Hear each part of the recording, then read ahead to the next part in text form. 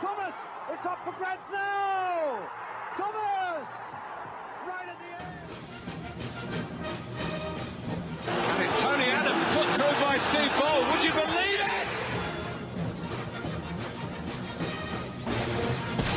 Welter!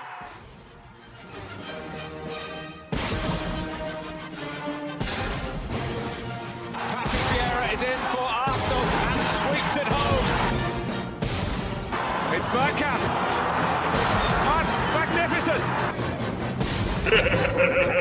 He stripped it away from Carr. Henry!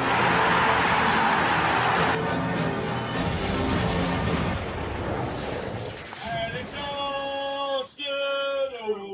Arsenal FC! With my fancy! It's time to go. Good morning, everyone. Hope you're all well. It's Wednesday morning, and only one person on a Wednesday morning, and it's our friend, the blind Gooner. And good morning, Daniel. How are you, Daniel? Good morning, Claude. Yeah, good to be here. Good to be here. Hope you're well, mate. Also, let's say good morning to everyone in the chat, and thank you very much, guys. Thank you, Bargav, as well. Thank you for the super chat. Big up both of you guys. Hope you're well and in good spirits. Well, after Sunday, we have to be in good spirits, don't we, Daniel? It was. Daniel, have we turned the corner? Are we on the up? Is there a title challenge coming next season? We have no. I'm saying no. There was a lot of things that were good about Sunday, but having said all that, we've got a big game on Thursday night. I think we should be okay on Thursday night. I mean, we're 3-1 up. We can't blow that one, surely. But anyway, Daniel, your first thoughts on the North London derby, because I haven't spoken to you since then. What's your thoughts on them? Do you know what? I thought we played really well. I thought we played really well, Claude.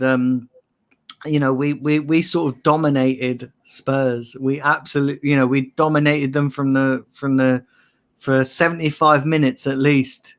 We were in control of that game, and the only question mark I have, Claude, about us at the moment is when we're dominating games, we need to be more clinical with our chances, because it really showed on Sunday, didn't it? We were on top of them. We had, we were creating chances, weren't really taking them, and then obviously Lamela just caught us, and that's it. It only takes one chance, and it just goes to show that you can have all the chances in the world, but if you don't take them, that's the only thing I would really worry about.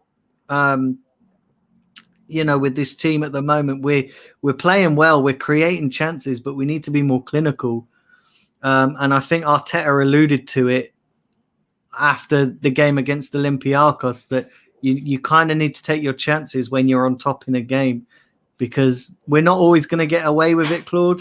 We're not always going to get away with it, and against better teams we could come unstuck. So we need to be a bit more clinical in front of goal.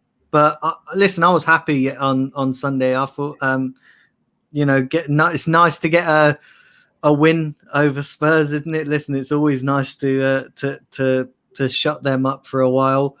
But having said that, we do have to be cautious still, Claude. We have to be cautious, because like I said after the game, what does it really do for our season, this victory? Because we're still 10th. That hasn't changed. We've got 3 points. That's fantastic. We got bragging rights and we got banter, which is also fantastic. But what, in the grand context of our season, what does it do? It doesn't really change anything, really, does it? And they're still in the Europa League along with us. So listen, we've got, there's a good chance, Claude, that we could play them again there's a good chance that we could get them again. Oh, And do you know what I mean? We've got to be careful because I think I alluded to it last week, Claude. We had a similar situation with Chelsea, and I still look back on that with psychological scars from that season. So we've got to be cautious because, you know, I'm sure most Arsenal fans and Spurs fans would agree that winning in the Europa League matters more than a one-off Premier League game when there's only points at stake. And especially for us, winning in the Europa League means more because there's more riding on it for us. But I'm sure Spurs fans would agree as well that actually, you know, losing that game has not really damaged them, has it really? You know, it's just another loss to add to their collection this season. Whereas if we lose in the Europa League, that's done, Claude. Our season's over. So we could very well get them. So we've still got to be cautious. We've got to be a little bit mindful of the fact that... You know what, Dan? You say that, but there's a lot of people that think if we could put a real good run together, get 8 or 9 wins on the trot, which is a lot of people think we can do now. Now we have... But we could still make this Champions League. There's people saying that now. But I don't know whether we can... I don't know. I think we're 10 points off it, Claude. Are we 10 points off Champions League? Chelsea's on 51. We're on 41. 10 points off. 10 points off. So here's the thing, Claude, as well. We've got to play Liverpool. We've got to play Chelsea. We've still got to play those teams. So those games are going to be crucial. Listen, personally, I think we've left it too late. And the other thing is, Claude, do you know the biggest threat to us at the moment? The biggest threat to us is us. I know that sounds really bad, but we are the biggest threat to ourselves. Because you look at games, Claude, you know, look at last week against Olympiacos. We proper almost shot ourselves in the foot there. And we've done that. We've done that in a few games. So the biggest threat to us is us. So we've just got to get a little bit better at managing games in certain situations. And this is why, Claude, I'm still cautious when it comes to tomorrow's game as well, because no. Tomorrow, I think no, Claude. There's Claude, no way, Claude. Daniel. There's no way they can knock 3 past. Olympiacos can score 3 goals. Claude, it's not Olympiacos that I worry about. It's us. And the reason why I say that, Claude, it only takes, and people need to realize this, it only takes a 5-minute spell in a game for Olympiacos to get 2 quick-fire goals and then the tie's wide open again. And it only takes that. Look at we had this again. I remember you saying the similar thing against Benfica, and we almost shot ourselves in the foot. And do you know what? I keep saying this tie is not done and dusted, Claude, because that we are, as we have done in nearly every single game, we always have a 10-minute spell, and we did it against Spurs. We had a 10-minute spell, 10 to 15-minute spell, where we just collapse. And I'm telling you now that if Olympiacos get 2 goals, then the tie's back open. And I tell you what, it's not going to be an easy ride. And listen, there's 90 minutes, you know, so they could. So we've got to be careful. We have got, the tie's not done and dusted. That's the worst thing we could do, is go into this game with complacency, because we did it last year, Claude. We went into this tie at the Emirates complacent, thinking that we're going to walk it, and we didn't. So we've got to be cautious. Listen, I've got 2 super chats. Yeah, I'll go back to that in a minute. 2 super chats here. Big Jake Sinister says big win for Liverpool versus Royals. Top 4 is on. Yes, definitely. If they can get their home form sorted out, I think their away form, 4 wins out of 5 away from home is quite good, but their home form is dreadful at the moment. If they can get that sorted out, who knows? But they had to scrap for that win on the other night. But I'm glad for them, because they deserve a bit of good fortune coming their way. But we've done that one, haven't we? So That's from Jake. I thought there was another one here. There was another one here. I mean, there we go. The signature said, Arteta is not the man. Even Leno said there's no consistency, no chance of Champions League. What's this? MA humiliated or Aubameyang. We'll get to that in a minute. Arteta needs to go. Embarrassing Mikel. Well, we'll get to that in a minute. Talking about the Olympiacos game.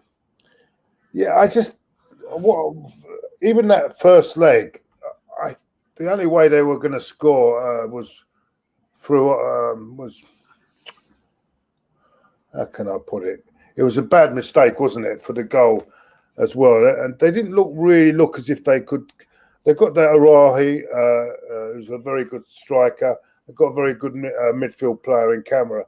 But I don't know, Daniel. I mean, I think we should be. I'm very confident. But you say, as you say, it only takes a mad 5 minutes, and then it's all up in the air again. And we're quite capable of that, Claude, with the mad 5 minutes. Do you know what it is, right? And a lot of people, and I need to level with a lot of people. It's not that I don't think we can do it. It's just knowing how we are at the moment.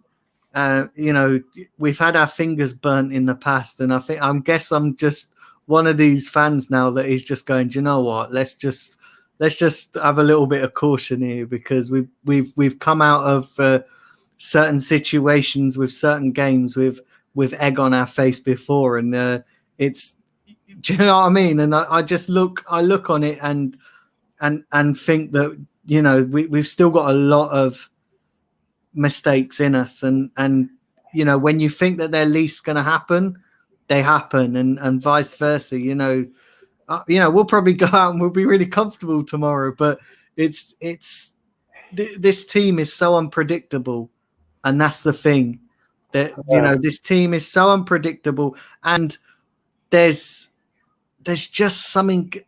Even though we're playing really well, even though we're having a lot of chances, there's just still a fragility about us. We're still very fragile. And that's what worries me, Claude. That's what worries me, that we're still fragile. And it only takes one moment in a game to change it. And we while we're on top and while things are going our way, listen, we can probably beat anybody. But it only takes one situation in a game. And surprisingly as well, and I didn't understand this, on Sunday, as soon as Spurs went down to 10 men, they played better with 10 men, and we just kind of backed off a little bit, and that was really worrying. And it's still in situations like that still make me very nervous and very worried for the rest of the season. Yeah, I understand that. And by the way, what good old Premier Hotspur TV. Thank you for the other day for inviting us on the other day. They're in the chat as well. Very humble people, and very honest about their team performance against us. And took their defeat quite well. And Premier Hotspur TV, give that a follow as well, because they're a couple of great lads, by the way. Even though they support Tottenham Hotspur. They're still a couple of great lads. Right, the signature, thank you for that donation. Right, let's go. Let's talk about Aubameyang now. Aubameyang, before we go on to the news, what I was going to originally talk about today as well.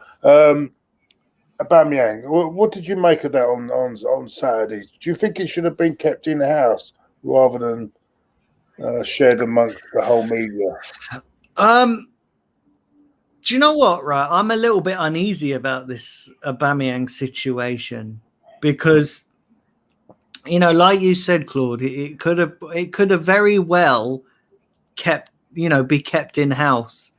And, we know, and this is what's slightly a little bit confusing, because Arteta has always said any situation that's gone on, he said, we deal with these internally. We deal with this internally. And what makes it very interesting is that if it hadn't been for the reporter, I think it first came out on Sky when Arteta done an interview on Sky before the game. Arteta voluntarily offered up that little bit of information that he was left out for disciplinary issues.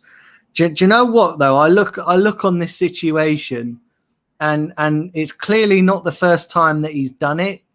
And what comes to my mind is that remember when we signed him from Dortmund, he was doing the exact same thing. He was doing the exact same thing, similar situations to try and force his way out of the club. And I just sat here and I can't help but think that maybe he's starting to do that. And listen, it's very interesting. And did you see him on the sidelines during the game? He looked very pissed off. The fact that that he was left out of the squad. He looked very pissed off. He looked a little bit kind of despondent, like he didn't really want to be there. And then after the game, he didn't join in the warm down. He just drove straight off. I remember I think Sky reported that everybody heard him drive off in an expensive car away from the stadium. So I'm just a little bit uneasy with this Aubameyang situation. I wouldn't be surprised if this escalates, because and I wonder as well, Claude, if Arteta was sending that message deliberately, because like you said, it could have been kept in-house. It could have been kept in-house. It could have been, just swept under the carpet. Arteta just could have said, do you know what? We're keeping it in-house. But he voluntarily offered up that information. So maybe Arteta was trying to publicly out him because he is the captain, and the captain is held in higher regard in terms of players in the team. So if Arteta was trying to do that, I've just got a horrible feeling that could potentially backfire on him for doing that. So it's very interesting. I don't think we've heard the last of this. No. You know what, though? I thought on Sunday, and I actually, before the game, I was on the with Taddy doing the pre-match, pre-match thing. Not pre-match, it was the night before, with about the team, what team I would pick for the game. And I had Aubameyang on the bench before all that. And he was about to be picked, by the way, so he was gonna play. But I thought it would have been better, and I called it, that Lacazette plays, because I think in games like that, I think Lacazette will give you a lot more work off the ball and everything else. And I think Aubameyang is a bit, how can I say, too much of an individual where you need a team player. And I just feel that for that game itself, I thought I would have picked Lacazette anyway. But and Lacazette did really well. So I wouldn't be surprised if we might not see Aubameyang next season. I think we might cash in on him because just to raise a bit of funds to improve the squad. We're in a good position there, aren't we? Because he's signed to a new deal, so actually maybe it's falling in our favour. I mean, I know his age. He's aging a bit, but he's still a good player. That's the thing. He's still a good player. I don't know. And somebody said it. I can't remember who it was that said, actually, just because he signed the contract doesn't mean he's going to be here. Do you remember your favorite player, Cesc Fabregas, signed an 8-year deal, and then the season after he was gone. So it doesn't mean. I said that myself. I said it wouldn't surprise me if that contract is that if we don't qualify for the Champions League or in Europe, that he has the option of going.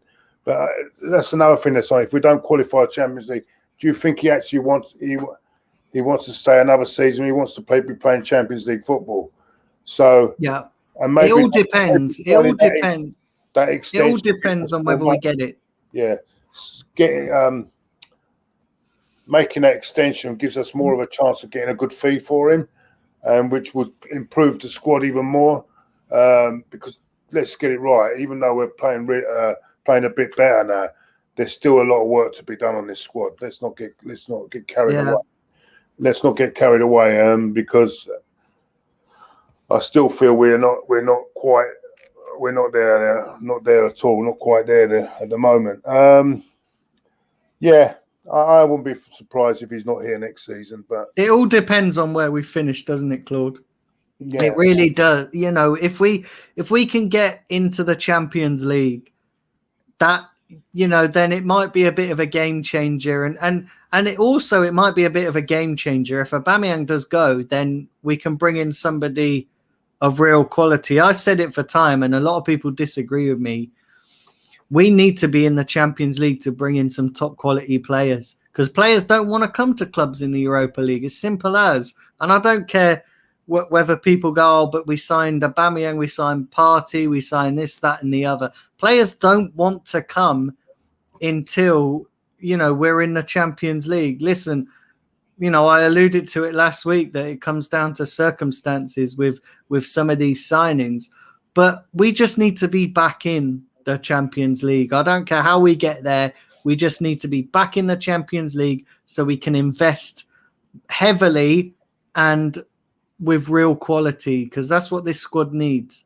It needs at least 7 to 8 players, but 7 to 8 players of real quality. And also we need to ship out some of these players, you know, like the Bellerins, your Granit Xhakas. We need to shift out them and bring in some real quality, because that's what this squad needs. Yeah, I agree. Now, getting on to the other bit of business today, this is what I titled the video today, and it's Martin Odegaard wants a permanent move, and he's asking his agent to try and sort it out with the club and the two clubs, that a permanent move for from Real Madrid to Arsenal. The only thing I can see on this now is, because I was talking to Lee the other day, and apparently Real Madrid went up to £80 million. Now, we've been caught short on this a couple of times. Sorry, did you say 80 or 18? 80 Right, okay. million pounds. And what worries me is yes, he's played very well, and don't get me wrong, and he looks a good player. But we said that about Ceballos, and after the Burnley game, everyone was raving, sign him up permanently. Now, for me, I would like to see a bit more before I'd be spending that sort of money. I don't know how you feel. Do you know what, Claude? You said it spot on. You absolutely said it spot on, because, you know, and this is the problem. We see 2-3 good games, and people go, oh, because he's scored in the last 2 of them and he's played really well. People think, oh yeah, he's a great player. I'm a bit like you, Claude. I want to see a bit more from him. But you know what? If Real Madrid want 80 million, then forget it. Honestly, forget it. Absolutely forget it. If they want up to 80 million, then I'll turn around and say thanks, but no thanks. Because I think with 80 million, you could get 2 or 3 good players rather than just blow all your money on one. And do you know what? We've not seen enough of him, if we're being honest. I want to see more from him than just these 2 or 3 games. Because I tell you what as well, and I heard reports the other day that apparently Arteta wants him as well. We could sign this guy up, and he could have just had a good spell, and then he ends up being a crap player, like we've already got in the squad. So I just think it's too early to say let's sign him up to a permanent deal, because we've not seen enough of him. And also, do you know what, Claude? Let's be honest here. from what we have seen of him, has been brilliant. But let's factor in the opposition here that we've played. I've not seen him do. I want to see him do that against some real talented opposition who are going to cause us more problems. You know, we've seen him play well. Let's be honest, we're playing shit opposition. I want to see a bit more. And I know, you know, Spurs is a different thing. You know, but they were off song. Do you know what I mean? They were absolutely off kilter on Sunday. But I want to see him play a team that's on form, playing really well, because at the moment we've not seen that. So yeah, I think it's too early. And if that's the asking price, then thanks, but no thanks. I'm not paying 80 million for a player of, you know, he's not even a first team regular in the Real Madrid squad, is he? He's not even like, it's not like they miss him and they want 80 million. No chance. I mean, you could get Jack Grealish for that, couldn't you? So yeah. Yeah, that's what I'm saying. And he has been plagued with a lot of injury problems before this season, hasn't he? Apparently, he's had a lot of injury problems, and that worries me as well. If you're going to spend that sort of money as well, that he's out every so often. But at the moment, he doesn't seem to be getting any knocks or injuries at all. But also, are we stopping the development of Smith Rowe by bringing him in here? Because I think Smith Rowe can be just as good. Wouldn't you say? I don't necessarily think we're stopping the development. I just think, you know, Smith Rowe at the moment needs somebody there to help him out. So, but we need somebody of real quality who can do that. And actually the advantage is if we bring somebody in of real quality, they can help and develop Smith Rowe because they can share their qualities and experiences from what they can bring to the table. So we need somebody who's actually the finished article, who can actually come in, you know, like when David Luiz was brought in to help out these developing defenders. We need somebody of that quality in the same position that Smith Rowe plays, who can do the exact same thing. Yeah, I agree. I think. Well, it remains to be seen, Daniel, what we do there. But I think if that is true and it's 80 million, I can't see Arsenal. I can't see Arsenal spending that sort of money. And certainly not on one player. I think, if anything, what we'll do is probably get him on loan for another season with a clause to buy him at the end of it. So some sort of purchase thing, contract to sign but we will see, Daniel. I mean, he does looks a really good player, but you know what? I like to see him over about 15, 20 games before I start calling calling that sort of money out. But yeah, that's the big question. There's someone had a question here. I don't know where was it. And by the way, everyone, all our Irish friends, happy St. Patrick's Day to all our Irish. Yeah, happy St. Patrick's Day. Listen, I know you guys can't go to the pub right now. So, have a few Guinnesses at home. Yeah, that is a big party day for the Irish. St. Patrick's Day. I've been years ago. I went to one of the parties, mate. I went right through the night, mate. Jesus. Yeah. What a celebration that is, mate. They know how to drink as well, mate. They exactly. Claude, never try and drink an Irish person under the table because you just fail spectacularly. You've got absolutely no chance, mate. Absolutely no chance. Yeah. Warren Team Talks says, I hope you're both well as well. Thank you, Warren. Yeah. And So you think ODEGAARD is a no-go for 80 million, yeah? So I wouldn't spend. Thing is, Claude, right? If you're going to spend 80 million on ODEGAARD, why? You said it just then, right? Why not go and get Jack Grealish for that? Who's a much better player, who's Premier League ready, And do you know what? I actually think Jack Grealish would be absolutely ideal for this team. I think, and he could be somebody that Smith Rowe could really, really learn off. Do you know what I mean? So why spend money on Odegaard when you could just go and pay the money and get him? Right. Presuming we do get through on Thursday, I think we will get through. I think it's 99.9% sure going through. Who would you like in the next round? I think the best option is at the moment is to get Granada or Mulder, which that would be the best option, wouldn't it, for us? Yeah, that would be the best option, Granada or Mulder. But you know what? It isn't going to happen. We're going to get one of the other teams. We could get Spurs. Which is could get Spurs. Could get United. Could get Rangers. Or Villarreal. Old Dick Emery back at the Emirates. Do you know what I want, Claude? I want an all-British semi-final. I want it to be Arsenal, Rangers, Man United, Spurs in the semis. I want an all-British semi-final. That'd be interesting. That could happen.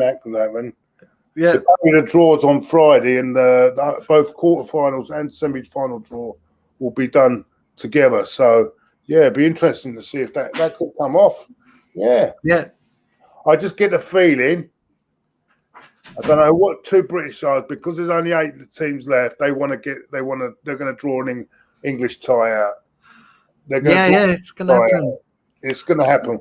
I don't know whether it's Man United, Arsenal. It'll be Man United, Spurs, or Rangers, Arsenal, or Rangers, Spurs. Spurs.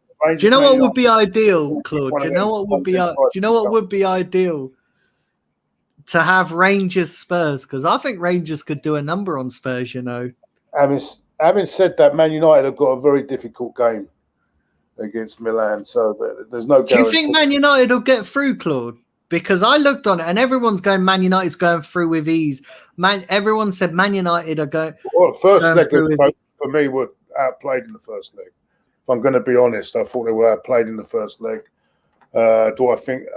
I think it's because it was Old Trafford, wasn't it? The first leg, it was Old Trafford. I can see them scoring in the San Siro, but I don't know. It's going to. I've just got this horrible feeling that AC Milan could get a result against Man United. I'm not sure. Do you know the thing is right? Yeah, Claude. Man United, they've I don't know. There's just something about them, and I just don't. I just can't see them. And everybody's going, "Oh, United are going to get through comfortably." But you know what? I'm a little bit. I actually think AC Milan could probably get a result there. Yeah. And you think, you know, I would like to see an all-British semi-final, though. That would be good for the English game.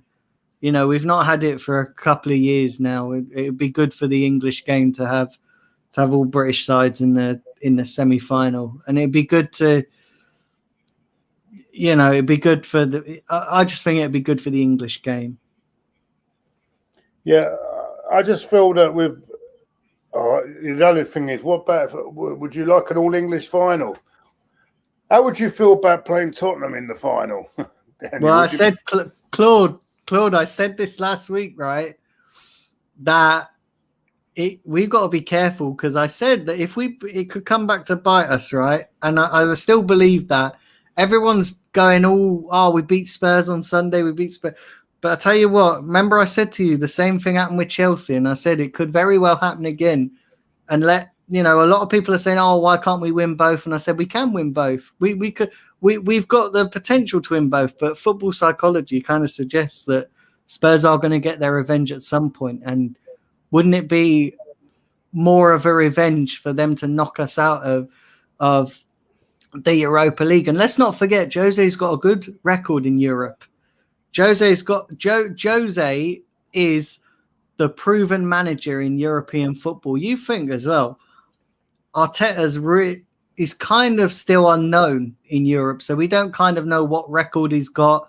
apart from going out to Olympiacos last season. So Arteta's not. He's the unknown. So we don't know what kind of a record he's going to develop in Europe. But Jose's proven, and he's proven he knows how to win when it matters. And I just think we it's not the end of this Arsenal-Tottenham rivalry this season. It's not the end. I think there's a twist. Oh, don't say that. After all that, no, Claude, do you know what it is, Claude? It's how things have played. It's how things have been for us for the last couple of seasons. And I said to everybody before the game, and I said after the game, I said, don't run your mouths too much, because let me tell you something. We could end up with egg on our faces, and we did with Chelsea in the worst way possible. And listen, not much has changed in terms of this team, has it, since then and now? So we've got to be very, very careful, and we've just got to be careful on who we banter at the moment, because it could come back in the worst way possible. This is why, do you know what? I've had my fingers burnt too many times with this Arsenal side, so now I'm just being overly cautious, because if you're overcautious and you get let down, the disappointment's not so bad. If you get all overhyped and that, you just end up being disappointed. So this is why I'm not getting too ahead of myself when it comes to Arsenal. You know what our fan base is like. That especially exactly, exactly, Claude. Oh Jesus! And you know what they're like. The one win, and as much as I thought it was a good win, I didn't think it was a great performance. I think it was a good performance. I thought they were shocking. I think at the end of the day, I think we wanted it more. We won the game because we wanted it more than they did, and which I found surprising, because I thought they had more to win than what we did in the game. But maybe that relaxed us more and put more pressure on them. I don't know what Claude, I've said it for time, right? And a lot of people disagree with me when I say this. I want to see this team, and like you said, as much as it was a good performance on Sunday, I want to see this team play like that when it matters. Because, like I said, what really did we gain from winning the game? Apart from bragging rights and banter, what else did we really gain from that? Nothing. Apart from 3 points, apart from bragging rights and banter, we gained nothing. But yet, in a competition like the Europa League, where it is win or bust for us, that's when I want to see us play like that. I want to see us play with that intensity when it matters. And we've not seen that yet from this team. So everybody sat there going, oh, it was a great win. Yeah, great. Spurs were shit. Spurs were this, Spurs were that. Listen, we were like we were because the pressure was off. And it's been like that for too long. I want to see us play like that when the pressure is really on, when we're in a semi-final or a quarter-final or even a final. I want to see us play like that. And I know a lot of people are going to turn around and say, oh, but we did it in the FA Cup final. Listen, FA Cup final, it doesn't mean a single thing. Doesn't mean a single thing. Not the same level of intensity and pressure as being in a European final when you've got Champions League football staking on the result or trying to get through. So I want to see it. I want to see this team play like that when it matters, because we haven't seen it yet. Yeah, I couldn't agree. I couldn't agree more. The pressure is, when it comes down to it, is you tell a great team is how it copes when the pressure is on at the business end of the season. Now we've got the last 10 games to see how many points we can get out of it. A lot of people said we could get 20 out of the last 10. We'll see, but. I think, as you say, the Europa League is our really only hope of getting Champions League football this season. And I think it's important, if we want to keep top players as well and carry this on next season, that we get in the Champions League next season. because it's going to be important. I mean, as you say, Aubameyang might decide that he doesn't want to be here anymore because he wants to play Champions League. Let's face it, he's now 32. He's got, he wants to end his career playing Champions League football, doesn't he? So, yeah, we shall see, and we'll see how it goes.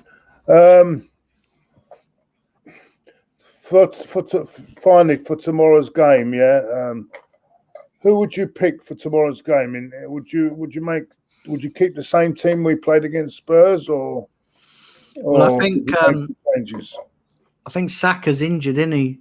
Don't forget, I'm not sure if he's injured or he took him off because he wasn't. No, I think he's injured. I think he's done his hamstring, so that I think that's 2 to 3 weeks. Oh, I didn't know that. That's where did you hear that? Well, I read a couple of reports, and I think he's done his hamstring. I might be wrong on that, Claude, but I'm pretty sure I read somewhere that he's done his. He wasn't right in the first half. He didn't look right to me. It wasn't. Yeah, I think he'd done his hamstring. Yeah. Yeah. Well, I think that. And I think we could see Pepe come in for him. Yeah. Well, it's not a bad replacement. And what a ball he played for that goal, by the way. That was a great ball he played. That's not a bad replacement anyway, is it? I mean, and it'll give him a run in the team as well. So that we've got to think as well. We've got West Ham on Sundays. Do you think because we're in a good position in this game? Do you think he might rest a few players and change it around a bit? I hope not. I want to see him play. I want to see a similar team as to what we saw against Spurs. We've got no reason to rest players, Claude. And we've got no margin to rest players. So we need to play the strongest team. Listen, we're at home, so we've got no traveling.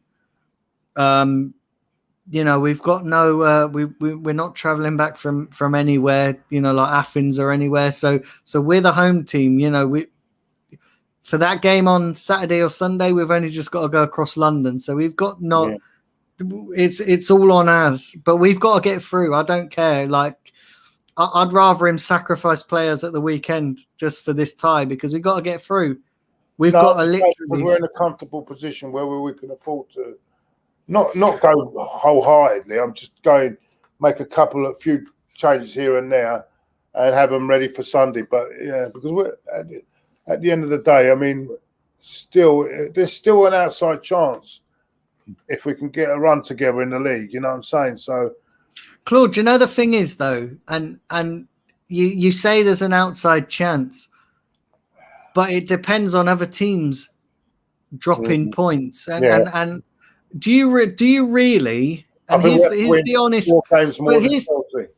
But here's the honest question, Claude. Right? Yeah. Do you really want to risk that over the Europa League campaign when it effectively is in our hands, the Europa League? So, we win each round and get through, then it's ours. Because if we get through, this tie, then we've got 5 games. Win 5 games and you've won the Europa League. Whereas in the league, we've got to win, put 10 or 20 games together. You got to win 10 or something games. You got to get 20 odd points or something. But then you've still got to rely on teams dropping points. And I wonder do you remember Jose Mourinho done it with Man United when he had the same? He weighed it up and he went with the Europa League. And I think it's much easier for us to win 5 games than it is to win in the league and then still have the threat of other teams not doing us a favor. I just think you've got to look on it now and you've got to go, do you know what? Listen, 5 games and we're back in the Champions League. Win 5 games, we're back in the Champions League. And that's the way you've got to look at it.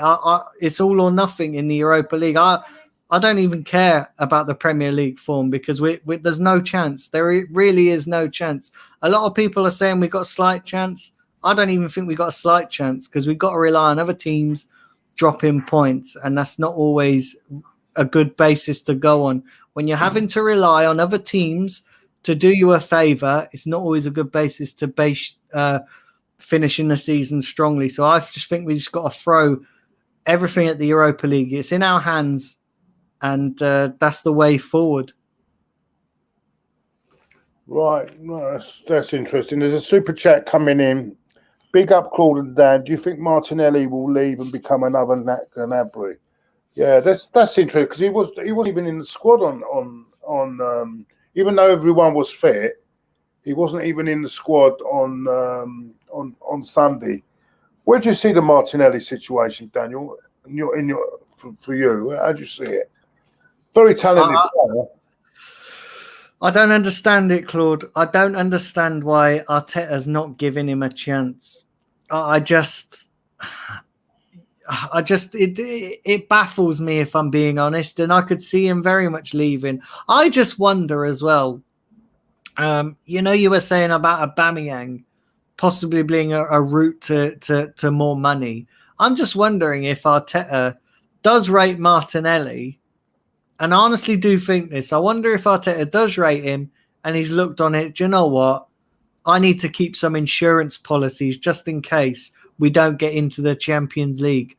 And I'm wondering if we don't qualify for the Champions League, that he's going to use Aubameyang, he's going to use Martinelli to generate some cash to rebuild the squad.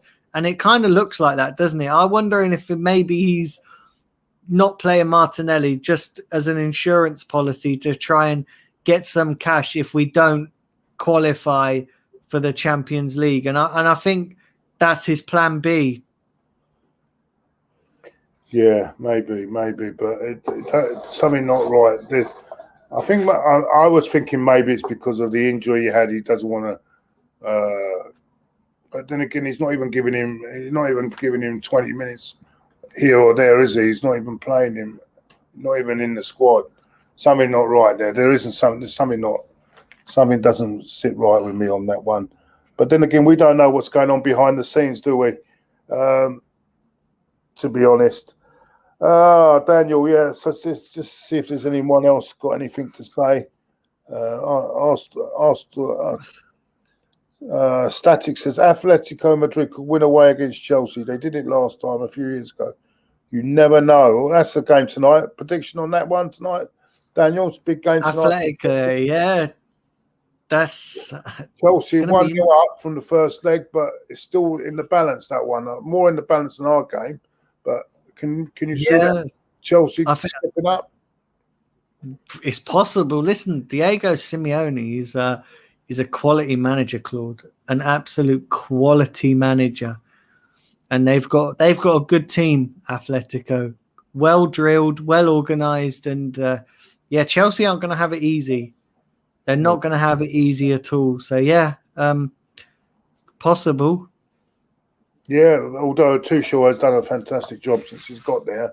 That'd be a tricky one for Chelsea tonight. It's still in the balance, really, for me, because if they win 1-0, it goes to Madrid goes to 1. It goes to extra time, and then if they get 2 in that game, then Chelsea Chelsea would have to get 2 as well. So it's a tricky one because of the away goal rule and everything else. That could go either way tonight. And of course they've got Luis Suarez, who can cause a lot of damage as well on his day. Still a really top player. Well, Daniel, I think that's it for now. I think I've done everything. Let's have a look. Did I do that? Yeah, we've done that one. Big up everyone in the chat, by the way. Big up everybody in the chat. And hopefully back. I don't know. Well, I'll be back tomorrow. I'm not sure yet, but definitely Friday. I'll be doing the draw for European for the Europa League and Champions League will be done here on Friday, and I think it's midday. I think it's midday. I'm not sure, but it should be midday. I think 11 o'clock is the Champions League draw. and 12 o'clock is the Europa League draw. So watch out for that on Friday. Daniel, after this West Ham, we've got a 2-week international break, haven't we? So yeah, after that, so that's a bit boring, isn't it? Let's not forget though, we don't do well after March international breaks. Well, that's when it all fell apart with Emery, wasn't it? So let's do you know what I look on it, right? And when we get to the business end of the season, which we are in, what is the point in having an international break at the business end of a season when everybody's just getting momentum, everybody wants to finish the season strongly? I think it's stupid. Do you know what? It's a waste of time. World Cup qualifiers and things like that. So they have to be played. It's crap though. I just don't see that. It just disrupts everything. And do you know what?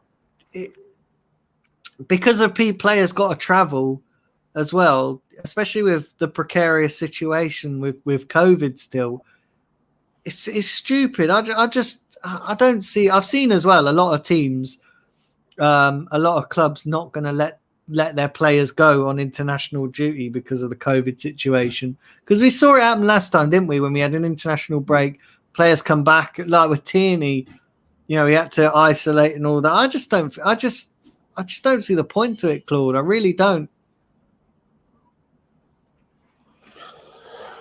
Yeah, I do agree, and a lot of them teams will be very, very worried because they're going all over the European and over the world, especially with this COVID business going on. I think a lot of players might be kept back because there's going to be a lot of arguments between club officials and international officials on this one, I'm sure. There we go, coffee morning. No, the dogs are in the hallway. I thought it was another coffee. No, mate. No, not coffee. Not coffee morning this morning. Okay, Daniel. Thank you so much for coming on. Oh, talk about your channel. What's coming up, mate? So yeah, my channel is the Blind Gooner. It's there in the chat and in the title. So everybody, please do go over and subscribe. We're literally. I can see the 2K horizon, and we're sort of in touching distance of that. So yeah, please do go, and everybody in the chat, go and subscribe. So yeah, coming up, I've not got any shows today, but tomorrow I got the pre-match build-up, which I think you're going to be on there, Claude, for the foreseeable, aren't you, with the pre-match build-up shows. So yeah, do look out for those, and then I've got the post-game show afterwards. As soon as the full-time whistle goes, I go live. So yeah, do look out for that. And yeah, listen, thanks for having me on as always, Claude. I always enjoy these Wednesday shows. Every Wednesday, it's got to be the Blind Gooner every Wednesday. That's always penciled in, Daniel. Let's call it Blind Gooner Wednesdays. Blind Gooner Wednesday, that's it. And really happy to have you on, mate. And listen, let's hope we can get a result tomorrow, and then on to West Ham on Sunday. And things will be looking up. If we can get a couple of good wins in the next couple of games, then things start to look up a bit more, and maybe that we might salvage something from this horrible season that we've had. But we'll see. We shall see. Thank you, everyone in the chat. Hope you all. Oh, it's a horrible day out there. It's starting to rain now. So that's. We got sunshine here. And I was just about sunshine and blue skies here where I am. Oh, you're joking. It's pouring down here. It's pouring. Yeah, sunshine. Oh, we'll probably get that later then. If you guys are getting rain now, we'll probably get that later. Oh, maybe I'm in the wrong part of the country. Okay, everyone. Take care, everyone. Have a good day, and speak to you soon.